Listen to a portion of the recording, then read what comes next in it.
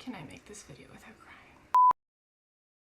Hi, hello. My name is Allie. I'm an independent graphic designer and writer. This is relevant today. Coming to you from just outside Toronto. This is my channel where normally I talk about what I'm knitting and how it's going and what it's costing me, but we have a bonus video today. We have a change of programming because a very significant, important life event has happened for me. And once it started happening, I just felt like it would be really fun to make a vlog out of this and to document this for posterity. And if you are usually here for my off the needle segments and you like it when I talk about books, I think this one will be right up your alley. If you're not and you're just here for the knitting, I totally get it, and I'll catch you next time. Before we get into it, as for my mug and tea of the day, I'm apparently out of sorts enough that I forgot to write down the ceramicist who made this mug. I will pop it up here, and out of it I'm drinking my usual favorite Sloan Classic Earl Grey. As for what I'm wearing, this is my no frills cardigan from Petite Knit, which I knit in the summer of 2024, so I've had it a while now in terms of cost per wear. This is my 69th time wearing it. It costs $211 Canadian. That puts our current cost per wear at $3.05. So I just throw this thing on all the time. It's fun for exciting outfits. It's fun for just lounging around the house. And today is fun for pairing with my A Tree Grows in Brooklyn shirt, which is one of my favorite books, which feels appropriate for the occasion. So before I get into this vlog, I first need to sort of lay some groundwork and give you a little bit of context so that you understand what I'm even talking about. So I have been writing forever, I think, like most writers. I, in second grade, read Black Beauty and then started writing what could only be described, though I did not know of this as a thing at the time, as fan fiction, except that I was writing it for no one but myself because it just lived in a Word document on my computer. This document was a zillion pages long. It just kept going, and I swear, like, that is how I learned to type.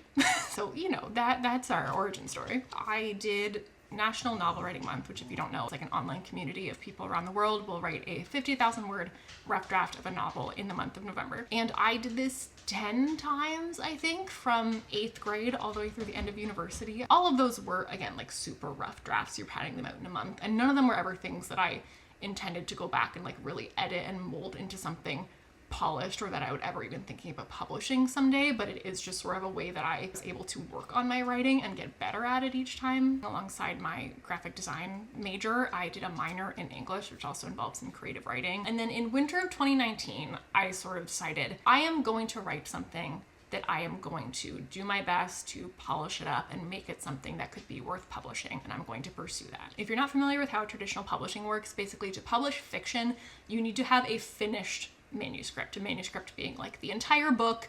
It's a book that's not published yet, so it's called a manuscript. So you need a completed manuscript that you're going to then send out to agents to try to get an agent to represent you, because no major publisher will consider a manuscript that is not represented by an agent. So the agent is sort of the first of two major gatekeepers in publishing. So you need to get an agent so that you can then hopefully get published. So that was winter of 2019, like the beginning of the year. And by spring of 2020, I had completed my outline and my draft, and I had edited it and edited again and had critique partners read it and edit again based on their feedback. And I had gotten it to as polished of a place as I felt that I could get it to, which meant that it was time to start querying, which is what the process of trying to get an agent is called. You are sending out queries. So basically a query is like a cover letter that follows a very specific format that is sort of introducing you and sort of blurbing your book in a way kind of adjacent to what you'd read on like the flap copy of a book in a store. And then you would also include some sample pages. The querying process is harrowing, I would say, for most writers. There are, of course, stories of people who send out 5 queries and immediately get an offer of representation from an agent, but that is so not the norm. Generally speaking, people are going to get a lot of rejection before they potentially, hopefully, get an agent. So that's kind of the vibe as encapsulated by the fact that like being in the stage of querying is commonly referred to as being in the query trenches. It's not the best time because you're just kind of waiting around, and mostly what you're waiting around for is for people to be like, thanks, no thanks. It's very common for agents to get dozens and dozens of queries a day. And this, like, they have a job already to do with the clients they already have, right? Their current clients keep them busy.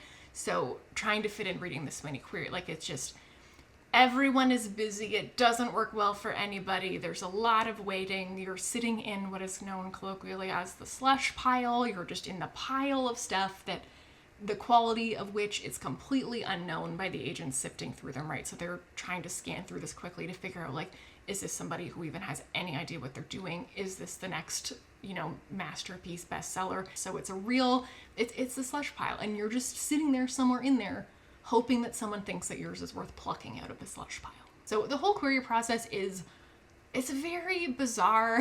There's a lot to know. There's a lot of like weird details. I owe basically everything that I know about this process to Alexa Donne, who is a YouTuber who has done so many incredible videos about the whole process of how to try to get published. I think I probably watched every single video she's ever made. So if this is something that you're thinking about and you need to learn more about, I highly recommend checking out her channel. So it's generally advised once you start querying a book, you should start working on your next one, because the act of doing that, it's just keeping you moving forward, and it sort of helps you to emotionally detach from the first book. It is very common, like, I don't have stats. I want to say most of the time the first book that someone is querying is not going to be one that gets them an agent, so you're probably going to need that second manuscript, so get to work. So that's what I did. In spring of 2020, I started querying the first manuscript and I started working on a second one. But when you've sent out those queries and you're waiting to hear back, what you're hoping to hear back is for the agent to request to read your full manuscript, right? Because you sent them sample pages.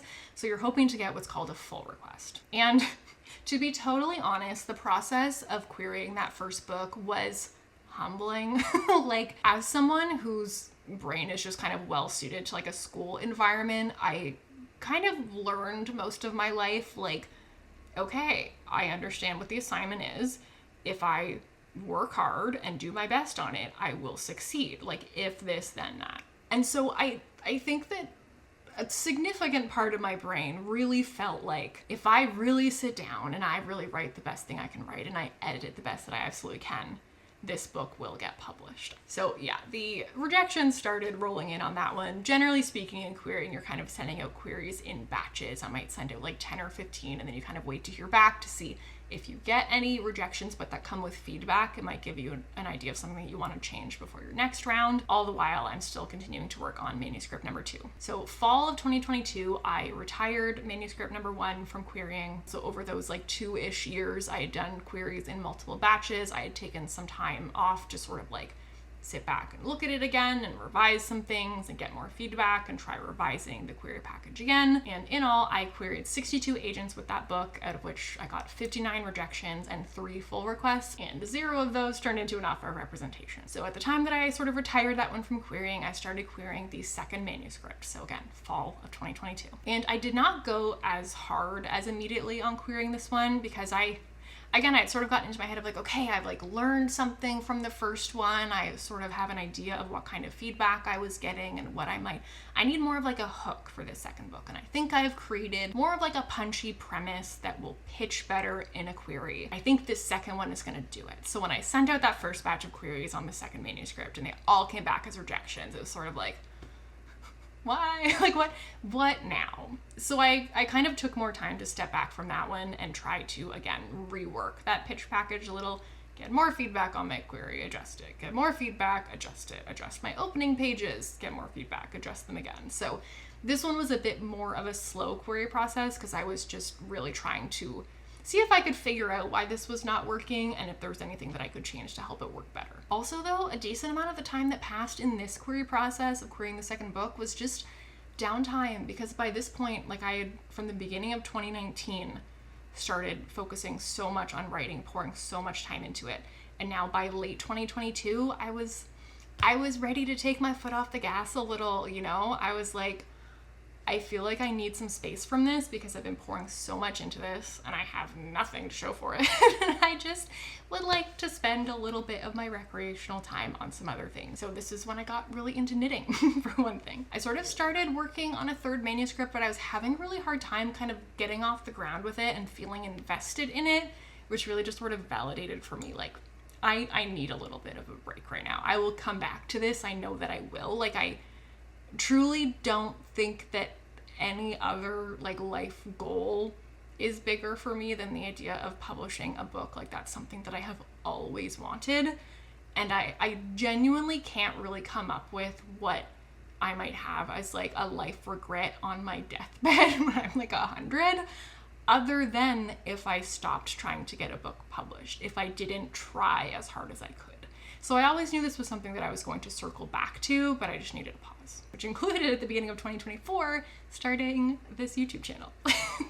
And then actually around the time that I started the channel, I think that's sort of like re-energized some creative thinking for me. I started again, after having some time away from it, re-looking at this query package for the second manuscript and tweaking it some more. And it had been a while since I'd sent out any queries. I hadn't sent out nearly as many as I sent out for the first because I was sort of taking a pause from things. And between spring 2024 and sort of fall 2025, I was slowly picking away at sending out queries in batches again, doing revisions in between, and also returning to try to get a manuscript number 3 off the ground. But still feeling like my heart wasn't really in it in that respect. I was more focused on periodically continuing to query with manuscript number 2 and just the knitting channel rabbit hole, really. And querying is a slow process, and different agents work very differently, so sometimes you'll get a rejection within minutes, and you're like, did you even look at it? And other times it's like 6 months later, being like, thank you so much for letting me look at this. I'm afraid it's just not a fit for my list at the time. And you're like, I mean, yeah, I figured it's been 6 months. So it's funny looking back at this timeline because like there are gaps where so much time has passed and it's like, what was happening? But like sometimes you send out a round of queries and you haven't heard back from them all in like months and months and months. So it's a sort of very off and on, start and stop kind of process. So cut to winter 2026, beginning of this year.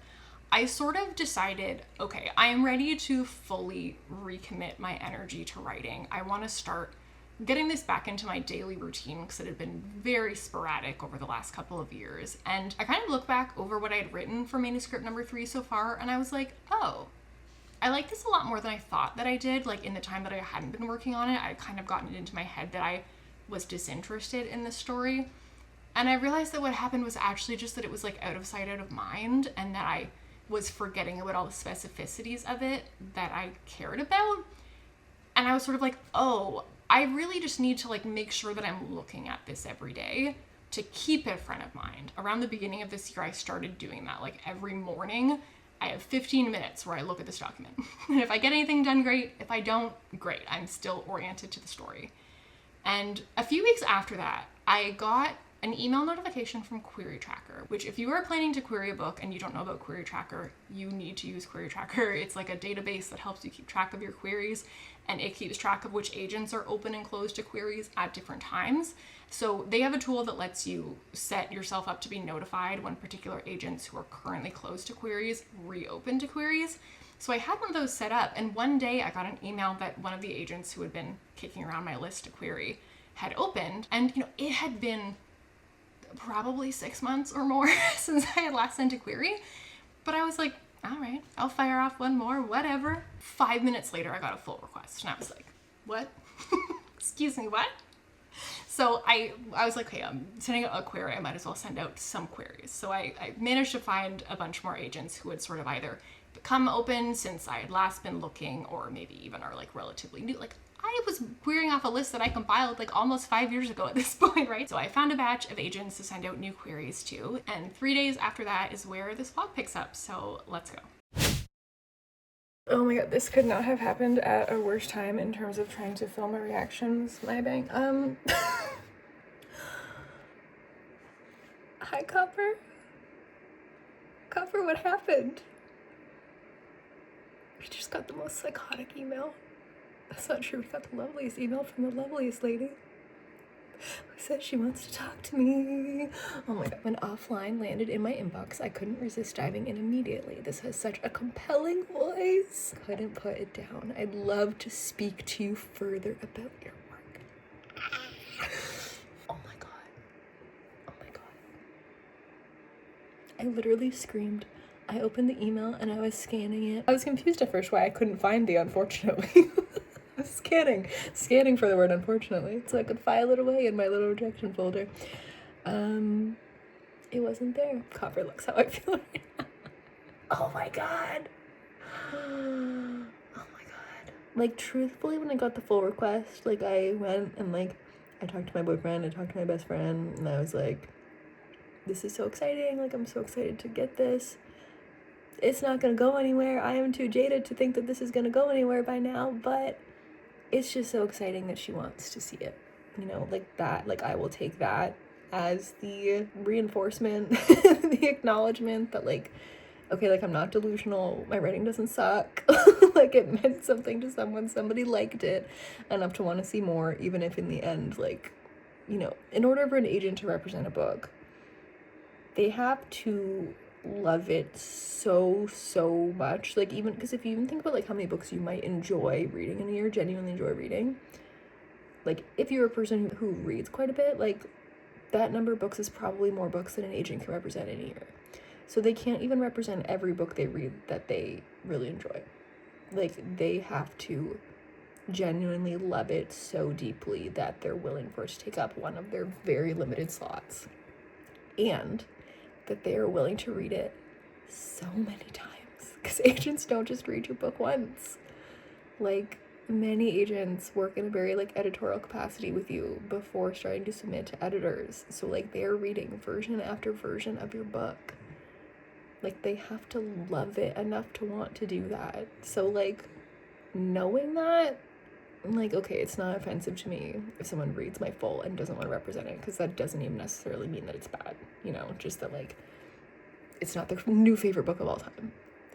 And so just to like get a queer response that's not just a no, which could mean my writing is trash, right? That's not disproving anything. To get a full request of someone being like, you know what, this is promising enough that I would like to see the whole thing, that was really exciting. Like that is the kind of thing that I like take a screenshot of and I put it in my little doc of like basically encouraging things about writing.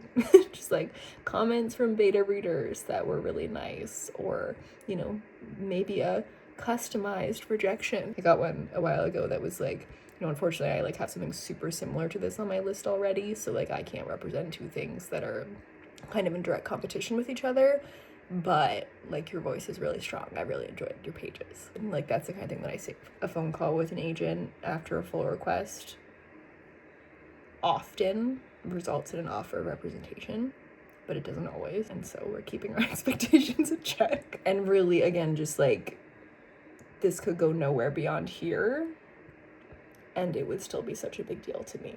Like the validation, that's the word I was looking for earlier. The validation of like, again, even if she doesn't move forward with representation,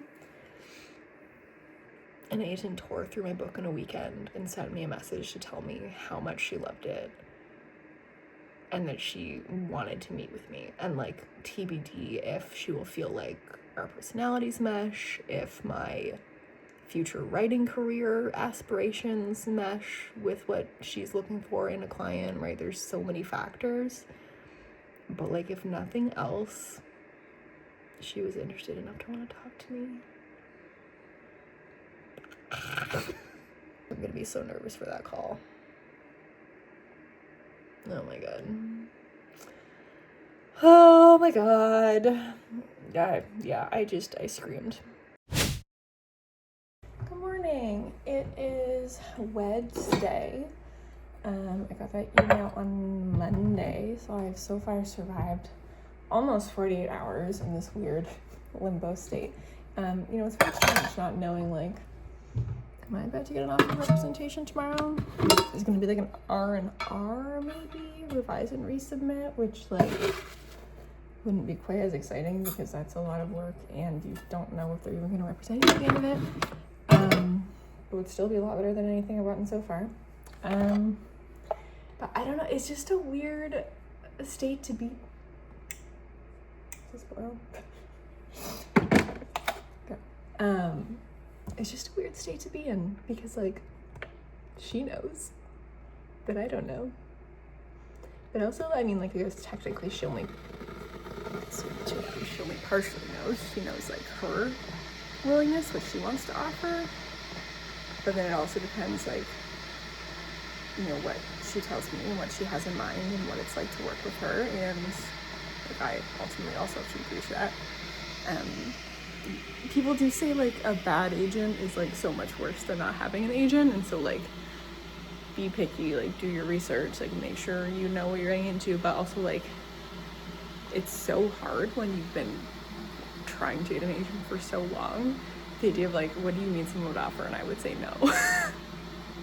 That's a very like hard idea to wrap my head around, but you know, we're trying to be responsible and open-minded, like gathering all the information and everything. But so it just, right now I just feel like I'm in this weird like Schrodinger's agent situation of like, maybe I have an agent, maybe I don't have an agent. It's just, I just want the information. I just want to know.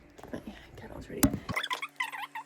I have to survive another 27 hours without knowing what's going on before I can open Schrodinger's box. I have to pretend my life is normal right now, like, are all my dreams coming true or aren't they? And like, not that getting an agent is a golden ticket to getting a book deal, but it's certainly a lot closer, so. Anyway, I'm going to take my tea, try to get some work done. Okay, it is 9:30 a.m. My call is scheduled for 10. I am unwell.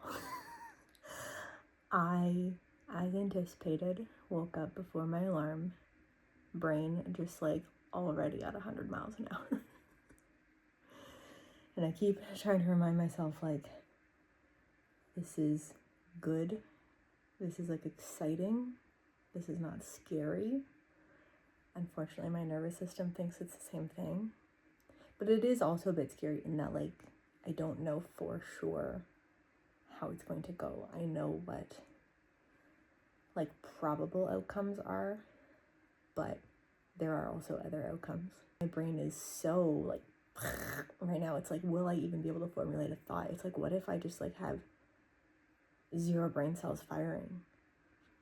And, like, she was gonna offer, and then finds out that I can't answer like a single question or say a sentence, and she's like, maybe not. So I woke up at like 6 this morning, spent maybe like an hour and a half looking over like the questions that I've written down that I need to ask or like make sure that we cover just throughout the conversation. But then I also wrote down like just notes about like very basic things that she might ask that I fear I will not be able to formulate responses to on the fly, such as, what are you working on now? So I wrote down some cheat sheet notes. It is a phone call, very interestingly to me, not like a Zoom. I put on makeup. Why? Armor, I guess. Just something to like make me feel more prepared, something I can physically, tangibly do. She will hear the sharp winged liner over the phone. That will make up for the complete lack of confidence I'm feeling in every other regard. Yeah, I am just an absolute ball of nerves. I managed to eat a banana, which has kind of always been the one thing that I can eat when I am this anxious. I don't know if that's something about bananas or just the fact that it was trained into me as a child by my piano teacher, who taught me from the time I was 4 until like 18. Whenever I was nervous for like a piano exam or a recital, she would always tell me, eat a banana, the potassium will help. I have no idea if it's true, but every time I'm nervous about something I need to do, I eat a banana. And that's usually the only thing I can stomach, so that's where we're at. Yeah, I am stressed. Anyway. I got a little bit of work done this morning after notes. I did like about an hour of client work. I kind of strategically did stuff yesterday so that I wouldn't really have anything due today other than this one thing that I already got done. And then we'll see what kind of brain I have after this call and if I do any more work. But I'm just gonna let myself take the day if I can and if I feel like I need to. So.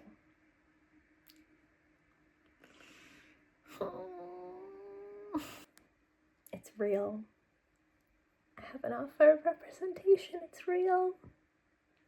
It's 12:13. I got off the phone like just after 11. And I feel like I am just now, my nervous system has finally come down from like, before the call, I literally felt like my nervous system was under the impression that it was being hunted by a bear. which is entirely absurd given that, like, the worst case scenario of what could have happened on this call is that she would go, you know what, like, nah, I think I changed my mind, never mind. And I would be nowhere except just back where I was Monday morning before I got her email. Like, the stakes are so low on the bad side, yet nervous system really convinced that it was, like, in an active life or death situation. So it took a long time for that to finally dissipate. I think we're getting there. But in its place is, like, now I feel almost just, like, dissociated. Like, it doesn't feel real. The call was so nice. It was, like, it kind of felt like I was talking to myself, actually. Very similar. Rapid talking, high energy. Like, she was clearly really enthusiastic about it, and she really, like, just the way she talked about it was really clear to me that she, like, got what I was trying to do with so many different parts of the book, and it just was really nice. And she answered my 1 billion questions, and yeah, it feels like a really good possible fit. So I kind of initially channeled that, like, manic energy immediately post-call into sending some of those, like, offer representation nudges to some of the other agents. Okay, just popping in here because I realized I didn't explain this very well in the vlog. So once you have an offer of representation, it is, like, common courtesy, standard practice that any agent who you have queried but have not gotten a response from, you need to send them a nudge basically saying, I have received an offer of representation. I need to make a decision by X deadline, like, in case you want to take a look, basically, because it sucks if they come to your query 2 weeks later and love it and ask for your full, and then you tell them, oh no, I already have an agent. So it is standard practice to let them know. And this is also advantageous to the writer because it kind of functions in a way as leverage where, again, back to the idea of the slush pile, they have no idea what's in there. So if they are suddenly told, oh, something in that slush pile another agent thought was really good and they want to represent it, like, that's just much more compelling to look at, right? It kind of bumps something to the top of the slush pile as being definitely worth looking at because it's definitely not terrible if another agent wanted to represent it. So it can get a lot more agents looking at your work more quickly and with more of sort of a generous lens, which I think is really a valid, real factor because, again, they get so many queries. They have to make such snap judgments because they just don't have the time to spend 2 hours considering every single query that lands in their inbox. So having someone looking at it a little bit more favorably, I definitely see how that would improve the odds that they might give it enough of a chance to be interested, you know? I still have a few more to do, but I started them, and then I sort of got derailed by, you know, I'm, like, texting people, and, you know, one of my friends called me, so I just got off the phone. But oh my god. And now I just have to, like, go have a normal day. I have to, like, go take a dog for a routine vet appointment. Go have my dinner with my grandparents as if it's a normal Thursday. It's not a normal Thursday. It's not a normal Thursday. Again, as far as the stakes, like, there's so many more things that could go wrong and get in between where I currently am and, like, this book being published. But, like, regardless of those, just getting to the point of getting an offer of representation from an agent is, like, leaps and bounds closer to that goal than I was on Monday morning. So from here, basically, I have, like, a 2-week period that's, like, I get to, like, review the agency contract. I get to, like, talk to some of her existing clients to hear about their experience. Again, I have to send all these query nudges, see if that prompts anyone else to want to look at it, which honestly it feels like overwhelming a bit as an idea because, like, I don't know, like, she does seem like a good fit, and so the idea of now, like, obviously it would be a very good problem to now have to spend a bunch of time having conversations with other agents, but that also sounds overwhelming. Like, how would I decide? And at this point, like, I would feel so bad turning her down when she was the one who, like, plucked it from the slush. Like, she was the one who wanted it when no one wanted it, you know? So But I know that's not how we make business decisions. It's just that part is tough for like the people pleaser in me. So it would be a good problem to have. I just know that it will feel like a problem if it happens. Reasons to be glad if it doesn't happen. So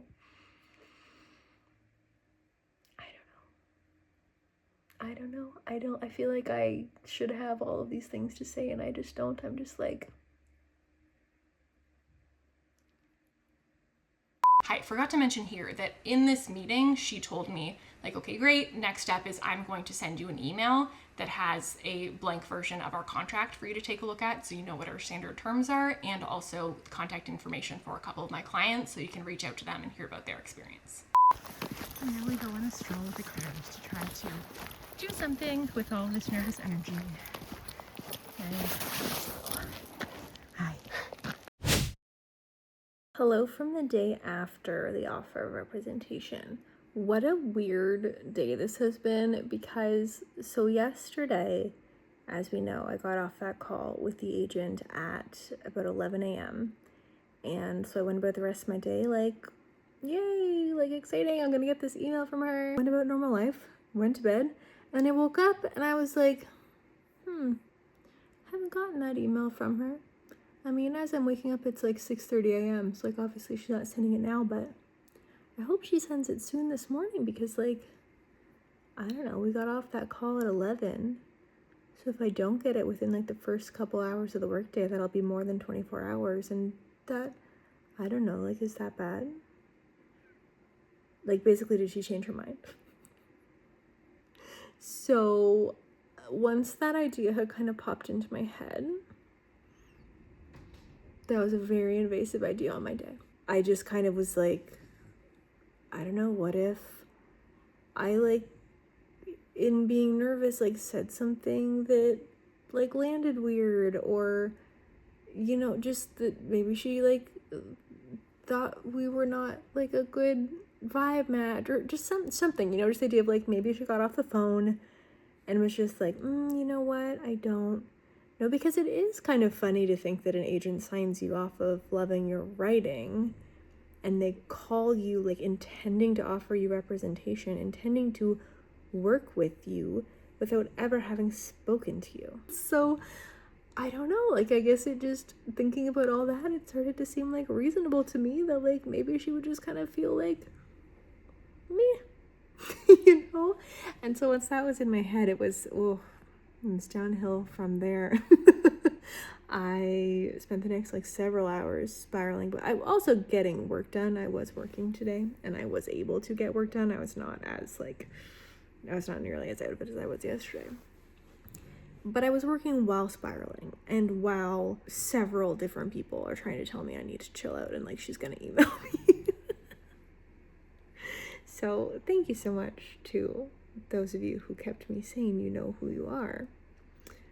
But yeah, that was a rough several hours. But then at some point in like the early afternoon, I did get the email from her with the sort of follow-up and a copy of the contract and everything. So I was like, okay, phew, she still likes me. And then of course it all felt immediately very silly. But I don't know, it seemed reasonable at the time. Anyway, this is a testament to the degree to which my brain is a menace to the society that is me. Case study number 1. But we made it. Hello, it is the Monday after I got the offer on Thursday. So I just got back from yoga. Trying to give you a bit of an update while I get my breakfast ready. Also, for the record, I am making toad and hole, which is a charming, I believe, Britishly named thing that I read recently in a book, and I was like, what is that? And I had to Google it, and I thought it was just like funny and endearing. And I just made it just for fun. And then I realized that actually the way the kind of our kitchen is set up, I think it's actually the single most efficient way for me to make eggs and toast.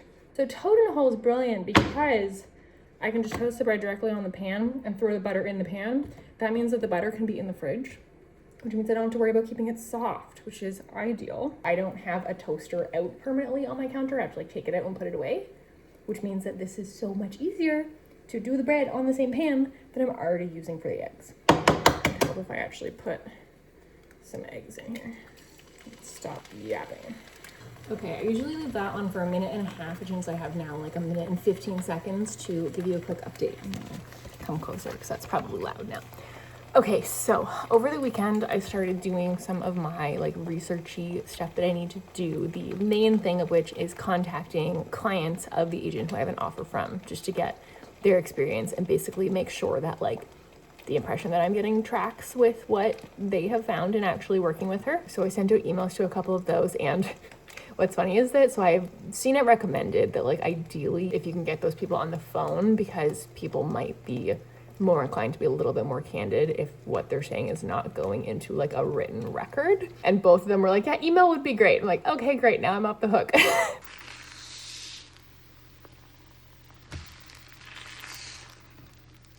Anyway, this has been your episode of Canadian Discovers Toad in a Hole. So to continue on the agent conversation at hand, I got their responses by email. They were both very thoughtful and helpful in their answers. And I feel like the things that they were saying about working with her really track with both what she was telling me and just the impression that I was getting from her over the phone. So it's nice to see that the vibe that I was picking up seems accurate to what her clients are actually experiencing, which is a good one, and specifically one that tracks, like doesn't sound like they're just like making up good things to say, because they match with what I was also getting from her. So far so good. I'm very encouraged. I haven't heard anything back on the like 3.5 full requests that I have out with other agents right now since I sent the nudge, which I say 3.5 because 3 of them were like, yes, please send your full, I'd like to take a look. And the 4th was like, okay, great, we'll take a look before the deadline. But that was a really weird case where that agent actually requests your full with your query. Like just everyone submits their full manuscript. She's like a very established, very prominent, legit agent. So I think it's literally just like, I'm busy, why am I wasting time looking at a query and then having to ask to see more sort of thing. But it means that like, I don't really know how much it means when they say that they'll look at it, because there's a very good chance that they haven't even actually looked at the query yet. And if it weren't for the fact that they just already have the full, that they wouldn't be asking for the full. Do you know what I mean? Anyway, so we're definitely in like a waiting period on those, but that's okay, because right now I'm feeling pretty good about my offer. So still need to do a little bit more contract research stuff, but feeling pretty good. Why are my bangs always so bad when this happens? I just opened my email to an agent saying explicitly, I would like to offer representation. Can we get on a call? So it has been a week since I got the first offer of rep, and I've been thinking like it's gonna be her at this point. Like I haven't heard much from other people, and like that's honestly great. Like I feel great about her, and I'm so happy to move forward with her. Now I'm like, oh no. Oh no, stress. My brain immediately goes to, oh no, I'm gonna have to turn one of them down, and that's gonna feel terrible. So yeah, that's a thing that I'm forever working on. But oh god, and so there's not a clear pick between the two in terms of like career track record. They feel both sort of comparable to me in that way. And now I just have to talk to her. And this is it's weird because it feels both like I'm cheating on agent number 1, but also this is exactly what you're supposed to do. Like it's actually considered rude to not let other agents that you've queried know that you've got an offer of rep, to give them the opportunity to review before you sign. And especially now that she's gone to the trouble of reading the whole manuscript, like I owe it to her to hear her out, right? But I'm like, oh god, I had really just started to wrap my head around it being agent number 1, and now I'm like, okay, this is a good problem to have. It's a good problem to have. I just have to keep repeating that to myself. It's a good problem to have. My other thought when I got it was like, oh my god, am I actually good? Like not just one agent thought that I was good. And this is also the weird thing about writing of like, did I think I was a bad writer and that's why I spent years and years trying to work toward publication? No, like obviously a significant enough part of me thinks that I'm a good enough writer to be published, that I've been doing this. But then there's also the part of you that's like, well, years have happened and it's not happening for me. And so like it's hard for part of you to not start wondering like, well, do I just suck? And so I'm like, okay, I guess I super don't suck, so that's great news.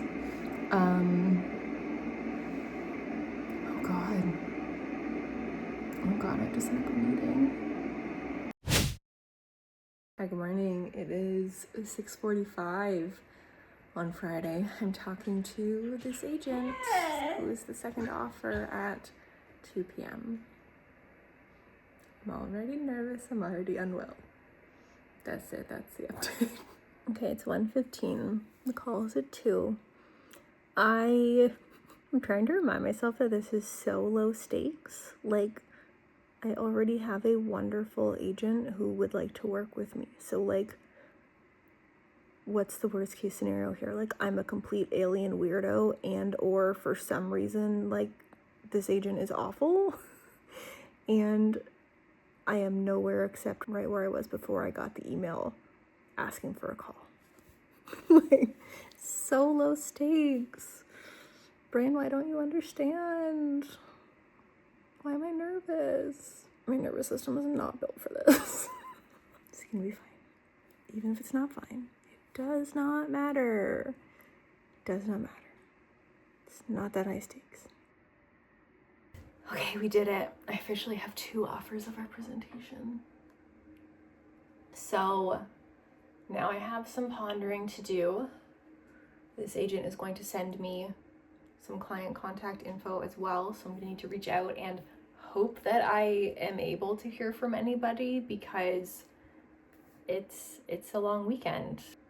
I think I have kind of an immediate, like a sort of reflexive thought after having these 2 calls about which one I'm leaning toward, but I also feel like there's a lot more sort of, like I was saying before, just like doing my due diligence and considering all of the things. So I don't feel like committed one way or the other at this point, and more just trying to focus on gathering as much information as I can gather so that I can ponder over the weekend. It just feels so surreal to have spent... I started writing a book with the intent of it being like a well-plotted, well-written story that I am editing and editing again and getting feedback from critique partners and editing again and editing again and polishing into something that is genuinely worth, hopefully, I believe, pursuing publication. I did that in January 2019. Now, this is not that book. That was my first manuscript that I queried unsuccessfully and is now in a drawer. But like that process of like, okay, I am setting out on this quest to get published began in January of 2019. It is February of 2026. It has been 7 years. And even if we excise that first one from the timeline, this manuscript I was drafting in the summer of 2020, 5.5 years ago. I started querying it, I believe, at the end of 2022. It has been so long. So to have spent literal years just like sending out emails into the void, if I'm lucky, getting a thanks for letting me read, not for me, wishing you all the best. If I'm lucky. For years, like once every like 12 months, getting a full request. Like just getting so little back for so long to suddenly have 2 people simultaneously being like, me, I'll represent you, this is really good, I believe in the story, is like, what? What do you mean? Like the switch flip is unreal. It's very bizarre. It's very hard for my brain to like catch up to this because like we were just in the lowest gear for so long and now suddenly we're going at warp speed. What's happening? So, I mean, I guess the good news is that this is a real good, well, it feels too soon to call it a success story. Nothing is published, but success story in terms of getting an agent in that, yeah, you could be doing this for literal years, and that part sucks, but if that's you and you've already been doing it for years, let the record show, could be you literally any day. One day, you will get your 5,000th rejection, and then the next day, someone will be like, hey, me, talk to me. I would like to represent you. I've been thinking a lot over the last, like, week or so, since I got the first offer, about I don't remember where I saw this. I would love to attribute this quote to someone. Can't do it. But the premise of, like, in most cases, it's not the absolute best, most incredible writers who get to publish a book. It's the ones who are good, who are just persistent enough to keep trying until they succeed. Because, again, like, amazing writers are gonna get rejected a lot. And it's just a question of, like, do you have the will and the desire and the time and the motivation to keep doing it, even when people keep telling you no? The good news is I'm stubborn. I'm very stubborn, which is why I have held on to hope that I might get an agent. Now I have to choose between two. So surreal. So let that be a lesson to you. Be stubborn. Okay, it is 5 p.m. on Thursday, and I think it's time to finalize some decisions. So my feelings have not really changed. I had an immediate kind of gut feeling after having the second agent meeting that I feel like the original agent and I really kind of see this story the same way. And it gives me a lot of faith, knowing that it feels like we're on the same page already, and in every other way, it seemed like the experience would be quite similar between the two. Just vibes. It really just came down to vibes, like reviewed contracts and things like that. Nothing was like notably different. It just really is just vibes. So I just kind of sat on it over the last several days, and that gut reaction just kind of stayed. Even when I heard like incredible things from second agent's clients, it was just sort of like, wow, that's so lovely. She sounds like she would be really lovely to work with. But I just feel like I want to go with number one. So I think I got to send off some emails. Technically, I have until tomorrow to tell the original agent that I'm going forward with it, but when I was nudging the open queries, I had put today as the deadline just to buy me like a little bit of buffer time. So I kind of need to let agent number two know today anyway. So I might as well just say, hey, I'm gonna be my agent now. Okay, I did it. Copper's here for emotional support. Copper. Oh God. It feels funny having sent out, like, there's the like uncontrollable part of my brain is like, you just said no to one and yes to the other. What if the one who you said yes to has secretly changed her mind in the last 2 weeks and you just said no to the other, and you're gonna need to go crawl? Like, shut up. But that's like 0.02% of my brain. The rest of it is just like, oh my God. And like I'm a little bit feeling like I know I'll be refreshing my email a lot to check for answers, both like in anticipation of getting the response from the agent whose offer I chose to accept, and also just wanting to get the response from the agent who I've said like, thank you so much, but two, just to have like the closure on that, I guess, like just to have had the like sad part of the interaction done with and being able to move forward with just the like really exciting part of this. Because like the agent that I'm saying no to did put so much time into this and was so thoughtful and had such wonderful things to say about my book. And so like it is sad to me to have to to have to be like, thanks but no thanks, because it is so much more like, it's bigger than that. I appreciate it more than that. And just the reality is that you have to pick one, and they know that, obviously. This is a professional business dealing thing where you can only have one agent. So they know, and she specifically knew I had another offer on the table. So that's fine. But it feels kind of wild to have sent those emails out into the world. I'm like, I'm thrilled to accept your offer of representation. Why are you holding my computer screen? Now I really want to get the response back from the agent whose offer I accepted, just to kind of see the ball rolling now, you know? Like, now I'm just eager to be like, hey, what do we do now? Do you like send me like the actual contract and I sign it? Do we have a meet? Like, what happens? I don't know what happens. I want to know what happens. I just got the response from the agent who I said like, thanks but no thanks to. I'm sad. It was weird. It was nice, like a nice response. Just a short, like, thanks for letting me know, like, best of luck with stuff, whatever. But I don't like this part. It's okay, it'll feel better when I hear from my almost agent, my prospective agent. I've been feeling very, like, even the last several days, feeling confident that I knew who I was picking. Like, I dare not call her my agent. It feels like inviting something to go wrong. She's my prospective agent. Like, I won't believe it.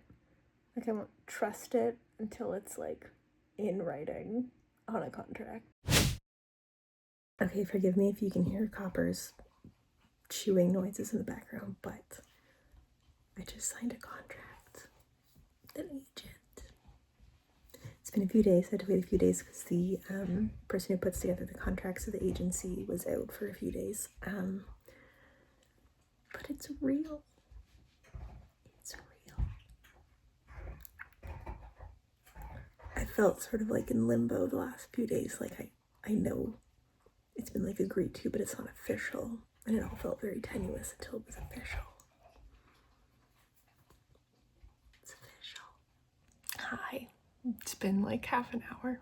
I've just been like texting people, just be like, it's official, and oh, I'm crying.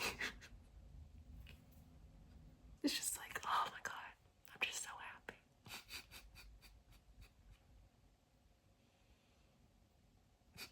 Yeah.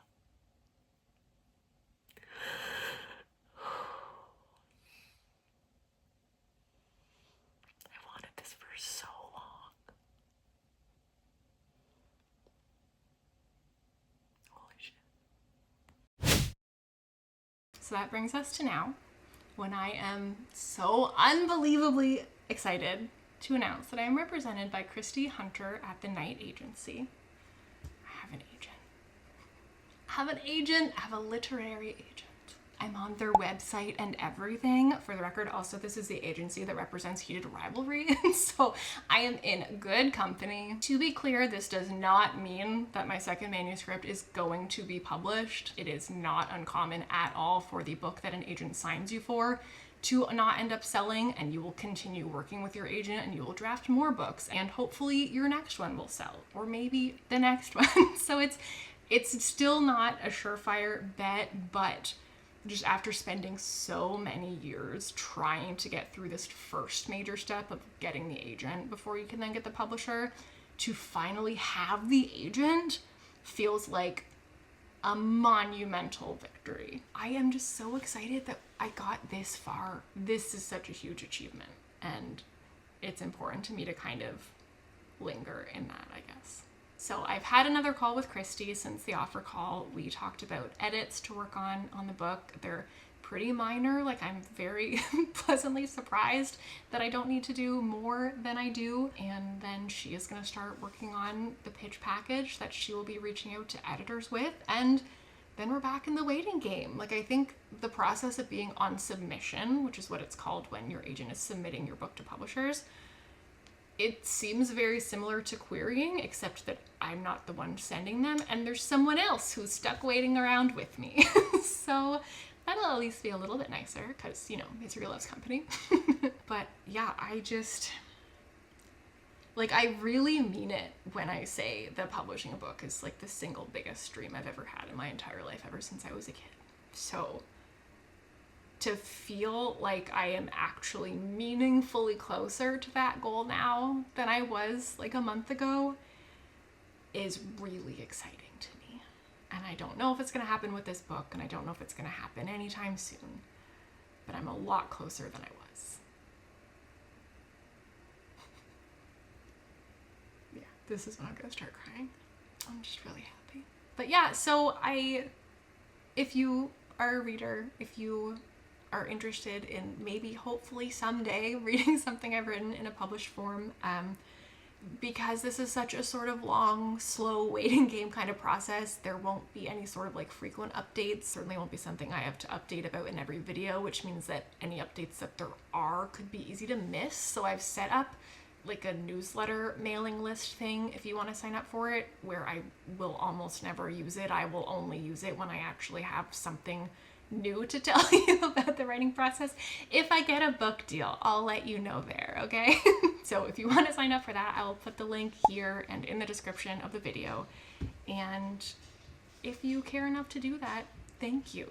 thank you for being so invested. Even if you don't want to sign up and you just watch this whole thing, thank you for caring enough to watch it. If you have any questions about any of this, I imagine this is probably very alien to a lot of people who are typically watching my channel and who are here for knitting stuff. So let me know if there's anything that's sort of unclear that I can clarify about this process, or just anything that you're curious about. I would be happy to do future videos kind of touching on writing stuff once in a while on the channel. I think that's all for today.